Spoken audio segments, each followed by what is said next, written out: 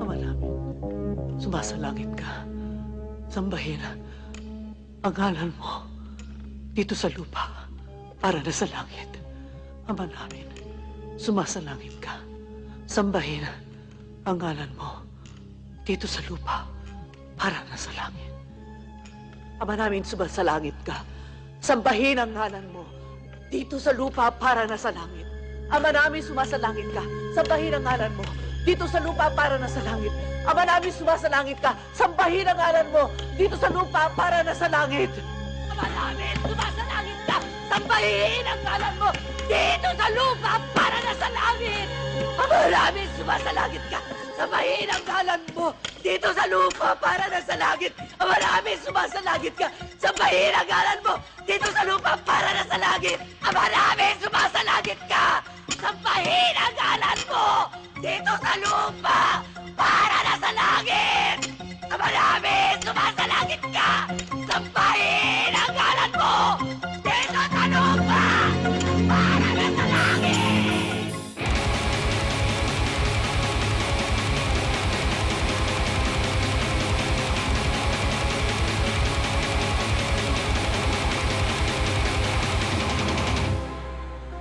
Paano kung ako naman namamatay?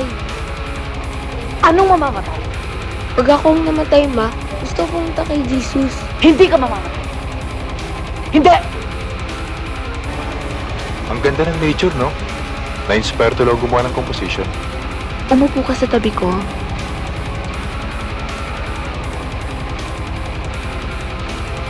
Sinong mas maganda? Yung nature o ako?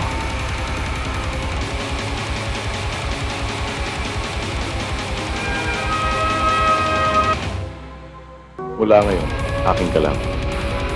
Kalimutan mo na si Robertito.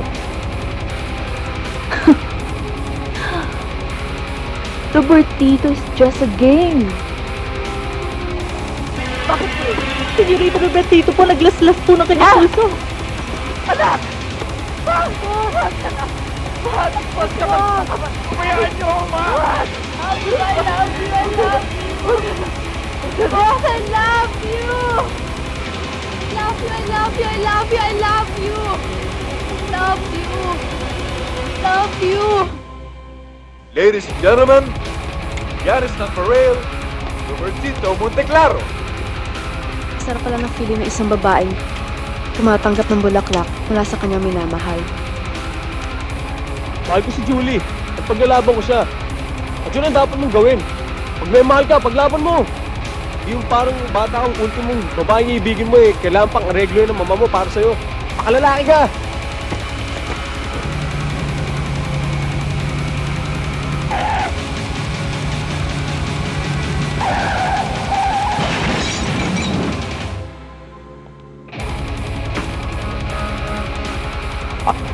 Ako si Dagul.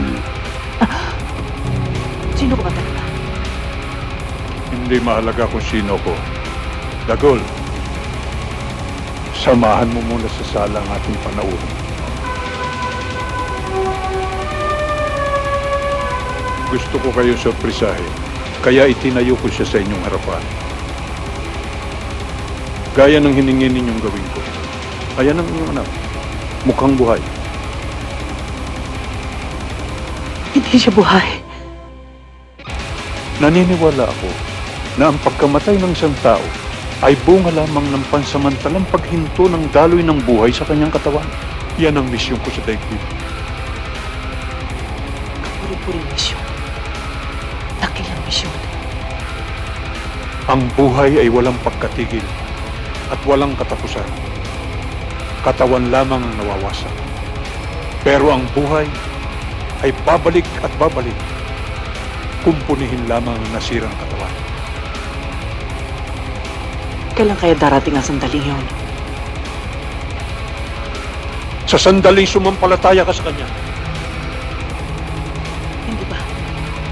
Si Satanas yan. Ang buhay ay pananampalataya.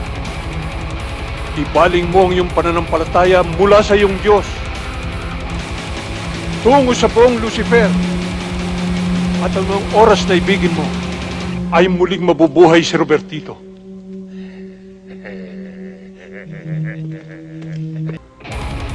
Ang bangkay ni Robertito. Hindi na ho bangkay. Buhay na ho. Ano? Totoo po, andyan po sila sa loob. Ayoko siya ibaligin. Kahit pa paano ba, mapapaniwala ko ang aking sarili na buhay ba ang aking anak. Pero hanggang kailan? Sa malaot madali ang kanyang katawan ay maagnas. Hindi. Doña Aurora, walang bangkay na nananatiling sariwa habang panahon. Iba si Ruben. Kahit kamatayan na hindi kaya papangitin ang kagandahan ng aking anak. Sumpa ko yan.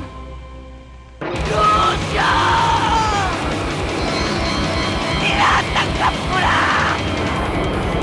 Iparating ko sa kanya!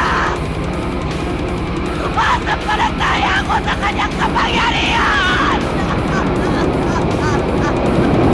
Gabriel, I don't care kung anong punyetang ginagawa mo dyan. I need you here. Guilty ka lang siguro.